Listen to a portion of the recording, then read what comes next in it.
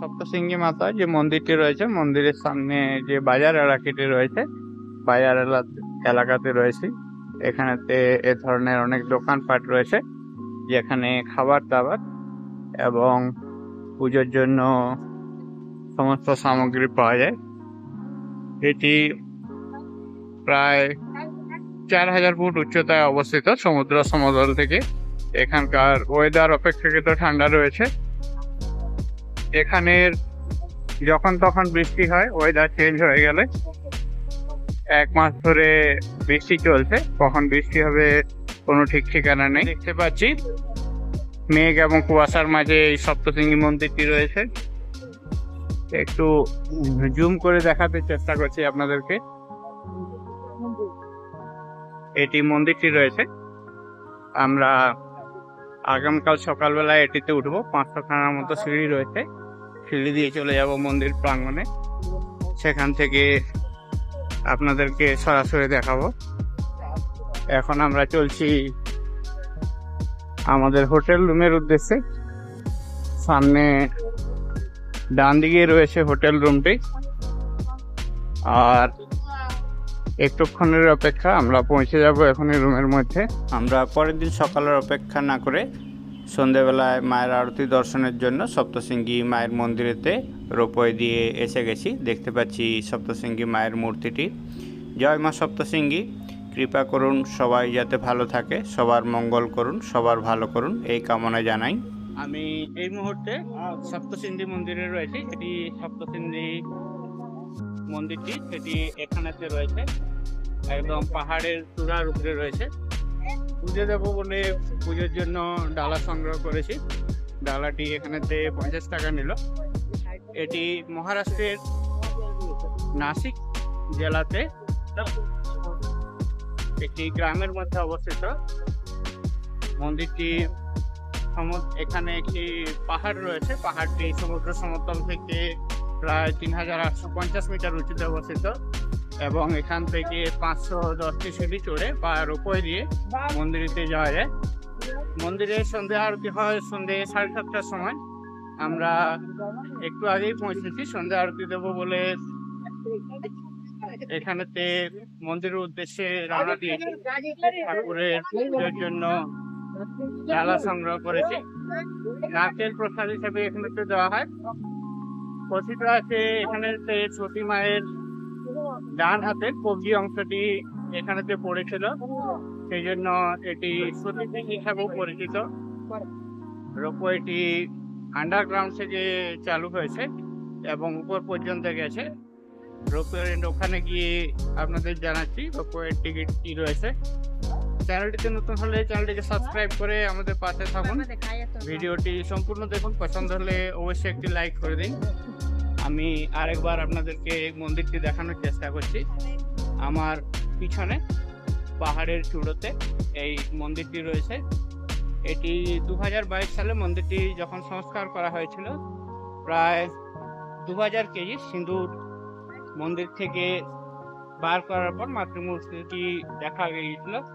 ওখানেতে প্রচুর পরিমাণ সিঁদুর রয়েছে বলে স্থানীয় মানুষের সাথে কথা বলে জানতে পারলাম। মন্দিরটি নিজে থেকেই এখানে তৈরি হয়েছিল, মন্দিরটি কেউ নির্মাণ করেনি, এরকম কথিত রয়েছে। আমরা যে টিকিট কাউন্টারটি রয়েছে, টিকিট কাউন্টারটি একদম সামনে অংশে রয়ে গেছে। এখানেতে টিকিট কাউন্টার আছে, এখান থেকে আমরা টিকিট সংগ্রহ করে রোপওয়ের উদ্দেশ্যে উপর দিকে যাব। দেখতে থাকুন, সঙ্গে থাকুন। তার জন্য এখানেতে টিকিট কাউন্টার রয়েছে। দেখতে পাচ্ছি এখানে 12 থেকে 75 বছর বয়স পর্যন্ত অ্যাডাল্টদের জন্য রোপওয়ের টিকিট রয়েছে 120 টাকা। 3 থেকে 12 বছরের বাচ্চাদের জন্য রোপওয়ের টিকিট রয়েছে 60 টাকা। আর যারা 75 বছরের উপরে তাদের টিকিট রয়েছে 60 টাকা করে। এজ প্রুফ দিতে হবে, আধার কার্ড, প্যান কার্ড বা ইলেকশন কার্ড দিয়ে দেওয়া যাবে। এখানেতে একটি পার্কিংও রয়েছে। আর সামনেতে রয়েছে টিকিট কাউন্টারটি। আমরা টিকিট কাউন্টারের উদ্দেশ্যে আস্তে আস্তে এগিয়ে যাচ্ছি। পরিবারের বাকি সমস্ত লোকজন আগেই টিকিট কাউন্টারের দিকে এগিয়ে গেছে, আমরাও এগিয়ে যাচ্ছি। এখানেতে দেখছি বেশ সুন্দর গাছপালা রয়েছে। বেশি ভিড় হলে এখানেতে একটি ব্যারিকেড করা রয়েছে, ব্যারিকেডের মধ্যে মানুষজনকে ঘুরিয়ে ঘুরিয়ে তারপর মন্দিরের মধ্যে প্রবেশ করানো হয়। এখন ভিড় অপেক্ষাকৃত কম রয়েছে, সেই জন্য ব্যারিকেডের মধ্যে মানুষ নেই। টিকিট কেটে এখানেতে অপেক্ষা করতে হবে, অপেক্ষা করার পর সেখান থেকে আমরা রোপওয়ে ব্যবহার করে মন্দির পর্যন্ত চলে যাব। এদিকেতে টিকিট কাউন্টারের এন্ট্রি রাস্তা রয়েছে, চলুন ভিতরে যাওয়া যাক। এখান থেকেই টিকিট নিতে হবে, এখান থেকেই এন্ট্রি হবে, এখান থেকে আমরা চড়বো। উপরে পাহাড়ের ভিউটি একবার দেখুন, পাহাড়টি ফগে ভরা এবং মেঘ আকাশ একসাথে মিলিয়ে গেছে পাহাড়েতে। আর এখানেতে রয়েছে টিকিট কাউন্টার, কাউন্টার থেকে টিকিট সংগ্রহ করলাম। 120 টাকা করে টিকিট। আমরা 6 জন রয়েছি, 6 জনের 600 টাকা পড়লো। এখান থেকে জুতো রাখার স্ট্যান্ডে জুতো রেখে তারপর আমরা রোপওয়েতে করে পৌঁছে যাবো মন্দিরের উদ্দেশ্যে। পরিষ্কার পরিচ্ছন্ন রাখার জন্য এখানেতে জানানো হচ্ছে, যারা হ্যান্ডিক্যাপ রয়েছে তাদের জন্য এখানেতে হুইল চেয়ারের ব্যবস্থাও রয়েছে। এখানে প্রসাদেরও অনেকগুলো দোকান রয়েছে, প্রসাদ এবং ফুল আমরা আগেই সংগ্রহ করে নিয়েছি। আর এখানে একটি গণপতির মূর্তি দেখতে পাচ্ছি, এর পাশে তো অনেক দোকানপাট রয়েছে যেখানেতে প্রসাদ, ঠাকুরের মূর্তি এবং অনেক কিছু গিফট আইটেম পাওয়া যাচ্ছে। বেশ সুন্দর সাজানো গোছানো। আর ফার্স্ট ফ্লোরটি অ্যাডমিনিস্ট্রেটিভ অফিস রয়েছে, এখানেতে টয়লেটের ব্যবস্থা রয়েছে। বেশি লোক হলে তাদেরকে চেয়ারে বসিয়ে রাখার ব্যবস্থা রয়েছে। ঢোকার যে গেটটি রয়েছে, ঢোকার গেটটি এখানেতে রয়েছে, বেরিয়ে যাওয়ার গেটটি বাঁ দিকে রয়েছে। এখানে কটি সিঁড়ি রয়েছে, সিঁড়ি দিয়ে আমরা আস্তে আস্তে উপরে উঠে যাচ্ছি, তারপর চলে যাব মন্দিরের উদ্দেশ্যে। এখান থেকেই আন্ডারগ্রাউন্ডে গিয়ে রোপওয়ে ধরার ব্যবস্থা রয়েছে। ওয়েটিংয়ে থাকলে দর্শনার্থীদেরকে এই সমস্ত চেয়ারগুলোতে বসিয়ে রাখা হয়। এখানেতে এন্ট্রি গেট রয়েছে, আমরা আস্তে আস্তে এন্ট্রি করে যাচ্ছি। আমাদের টিকিটেতে এখানে স্ট্যাম্প দেওয়া হচ্ছে, তারপর আমরা ভিতরেতে ঢুকে যাব।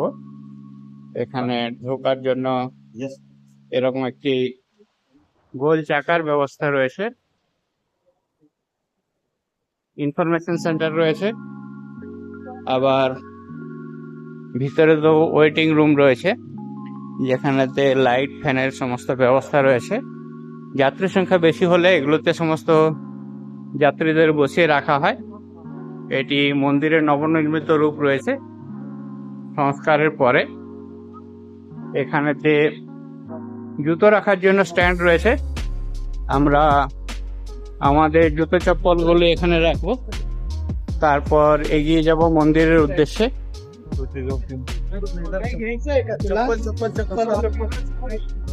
এখানে জুতো রাখার জন্য 3 টাকা করে চার্জ করা হয়। জুতোগুলো আমরা এখানে রেখে দেব। আমরা জুতো চপ্পলের স্ট্যান্ডে জুতো চপ্পল রেখে বেরিয়ে পড়লাম। আমাদের টোকেন নাম্বার রয়েছে 133। এখানেতে দেখতে পাচ্ছি পুজো দেওয়ার জন্য অনেকগুলো স্টল রয়েছে। এখানে পুজোর যে প্রসাদগুলো রয়েছে, প্রসাদগুলোর মধ্যে নারকেল রয়েছে, চুনরি রয়েছে, রয়েছে বিভিন্ন রকমের প্রসাদ। এখানেতে প্রসাদগুলো সমস্ত প্যাকেট করেও পাওয়া যায়। এখানে তো ব্যারিকেডের ব্যবস্থা রয়েছে, ভিড় বেশি হলে এভাবেই ব্যারিকেড করে মানুষকে আটকে তারপর রোপওয়ের মধ্যে প্রবেশ করানো হয়। উপরেতে সিলিং ফ্যান এবং পাশেতে স্ট্যান্ড ফ্যানেরও ব্যবস্থা রয়েছে। আমরা হাতটি ধুয়ে নিলাম রাস্তায় জল পেয়ে। কিছু মানুষ এখানে তো জুতো চপ্পল ছেড়ে গেছেন। এখানেতে আরো বেশ কিছু প্রসাদের দোকান রয়েছে, আমরা বাইরে থেকে প্রসাদটি সংগ্রহ করে নিয়ে এসেছি। আবার আগের দিকে যেতে হবে রোপওয়েতে চড়ার জন্য। যারা গিয়েছিল তারা এই রাস্তায় ফিরে আসছে, এটা এক্সিট রয়েছে। আমরা এন্ট্রিতে ঢুকবো এখন। এখানেতে দেখতে প্ল্যাটফর্ম অনলি 10%। এখানেতে 10জনকে দাঁড় করিয়ে নিয়ে যাওয়া হয়, তার রয়েছে। আমরা যে রোতে ঢুকবো সে রোতেই সবাই মিলে বসে পড়বো। একটি বক্স মতো রয়েছে, বক্স মতো অংশে আমরা ঢুকে পড়লাম। আমাদের সাথে আগত আদিত্য, অনন্যা সবাইকে দেখতে পাচ্ছি। এখানেতে অদিতি বসে রয়েছে। কেমন লাগছে অনন্যা? ভালোই লাগছে। আর তাহলে সিঁড়ি হেঁটে যেতে হচ্ছে না, রোপওয়ে দিয়ে যেতে পারছো, কেমন ফিল হচ্ছে? আদিত্য, তুমি কি যাবে তাহলে সিঁড়ি দিয়ে? হ্যাঁ হ্যাঁ, আদিত্য যাবে সিঁড়ি দিয়ে। ও পাহাড় চড়ে এসছে, তারপর সিঁড়ি দিয়ে যাবে। অদিতি, তুমি কি যাবে সিঁড়ি দিয়ে? তুমি যাবে না? ঠিক আছে, চলো তাহলে আমরা রোপওয়ে দিয়ে পৌঁছে যাই মন্দিরেতে। সঙ্গে থাকুন, দেখতে থাকুন। ভিতরের অংশটি এরকম ছোট ছোট কেবিনের মতো। অনেক মানুষ এখানেতে বসে রয়েছেন নিচের দিকে, অনেকে আবার এভাবে উপরের দিকে রয়েছেন। 10 থেকে 12 জন মানুষ একটি এখানে মধ্যে বসতে পারেন। একটি অনেকটা এরোপ্লেনের বা ফ্লাইটের মতো, ফ্লাইটের ভিতরেতে আমরা বসে রয়েছি এবং রোপওয়ে দিয়ে আস্তে আস্তে উপরে উঠে যাচ্ছি। পাশে যে পাহাড় পর্বত যে ভিউটি রয়েছে সেই ভিউটি আপনাদেরকে দেখাচ্ছি। আমরা যত উপরের দিকে উঠছি নিচের দিকে সমস্ত বস্তুগুলো তত ছোট হয়ে যাচ্ছে, আর পাহাড়কে আমরা সামনের থেকে দেখতে পাচ্ছি। দেখছি মেঘ আমাদের পাশ দিয়ে ছুঁয়ে যাচ্ছে এবং পাহাড়ের গাছগুলো সমস্ত ছোট ছোট হয়ে যাচ্ছে। আমরা 2 থেকে 3 মিনিটের মধ্যে একদম গ্রাউন্ড থেকে একদম টপে যে মন্দিরটি রয়েছে সেই মন্দিরের জায়গা পর্যন্ত পৌঁছে যাব। এখানেতে দেখছি মন্দিরের যাতে পাথরগুলো পড়ে না যায় সেই জন্য তার দিয়ে ভালো করে বেঁধে রাখা হয়েছে। আমরা প্রায় উপরের অংশে পৌঁছে গেছি, আর একটুক্ষণের অপেক্ষা, তারপর আমরা এখান থেকে নেমে যাব। ভিতরেতে গোদরেজের এসিও লাগানো রয়েছে,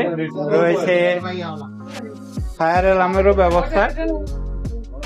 এখানেতে 10 প্যাসেঞ্জার করে একসাথে নিয়ে যাওয়া যায়। এখানেতে দেখতে পাচ্ছি এসি রয়েছে, আর সবাই নেমে পড়লো। এবার আমাদের নেমে পড়ার পালা।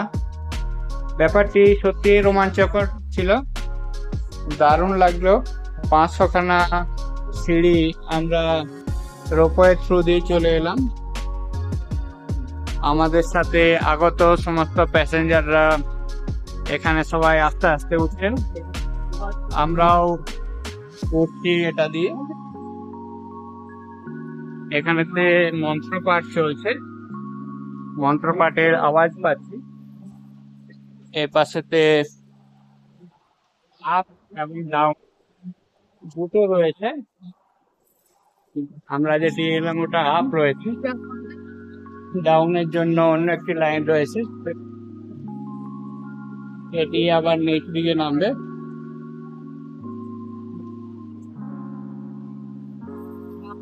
দেখতে থাকুন, সঙ্গে থাকুন।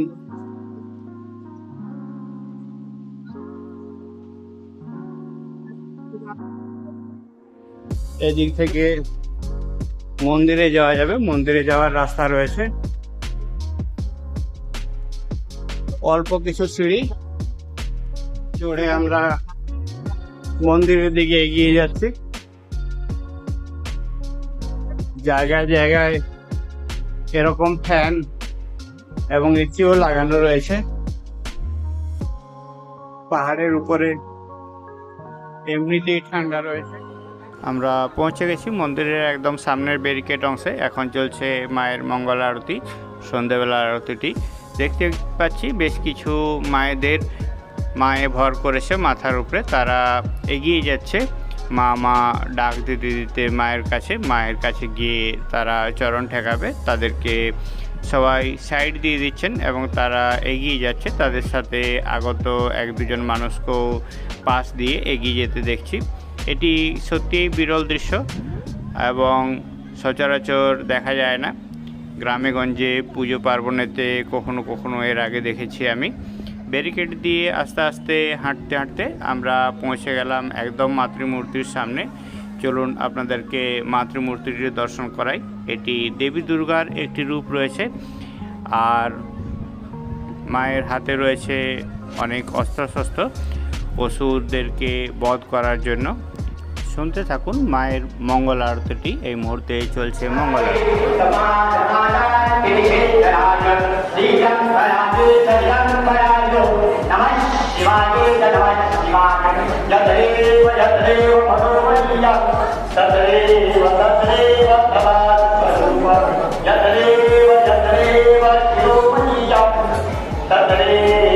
আমরা সপ্তসিন্ধি মায়ের যে মন্দিরটি রয়েছে, মায়ের মন্দিরের ভিতরের অংশে পৌঁছে গেছি। এখানেতে প্রচুর মানুষ অপেক্ষা করছেন।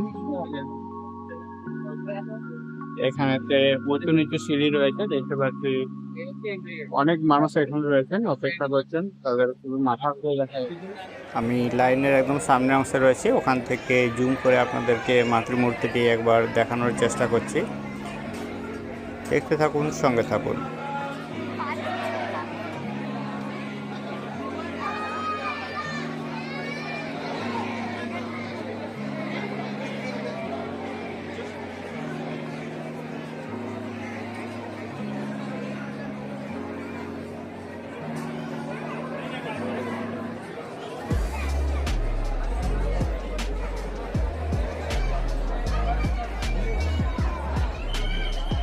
আমি পৌঁছে গেছি একদম মায়ের সামনের অংশেতে।